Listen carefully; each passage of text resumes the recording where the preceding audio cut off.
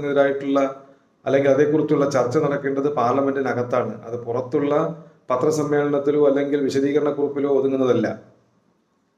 17ാം ലോക്സഭയുടെ സമ്പൂർണ്ണ സമ്മേളനം ഏതാണ്ട് അവസാനിച്ച മട്ടിലാണ് ഈ ഡിസംബർ മാസത്തിലെ ചേരുന്ന ഈ സമ്മേളന കാലാവധി. ഇത് കഴിഞ്ഞാൽ ഇനി വരാനിരിക്കുന്നത് പാർലമെന്റ് തെരഞ്ഞെടുപ്പിന് മുന്നോടിയായിട്ടുള്ള വോട്ട് ഓൺ അക്കൗണ്ട് മാത്രമാണ്. അങ്ങനെ സഭ സമ്മേളിക്കുമ്പോൾ വലിയ ചർച്ചകളോ മറ്റു കാര്യങ്ങളോ ഒന്നും ഉണ്ടാകാറില്ല. സ്വാഭാവികമായിട്ടും പാർലമെന്റിനകത്ത് നടന്ന ഭീകരാക്രമണവുമായി ബന്ധപ്പെട്ടുള്ള ചർച്ച പാർലമെന്റിനകത്ത് തന്നെ നടത്താൻ ഭരണപക്ഷവും തയ്യാറാകാത്തതിന് പിന്നിൽ ഉള്ള ചേതോവികാരത്തെക്കുറിച്ച് പ്രതിപക്ഷം വളരെ ശക്തമായ രീതിയിൽ തന്നെ പ്രതികരിക്കുന്നു എന്നുള്ളതിൻ്റെ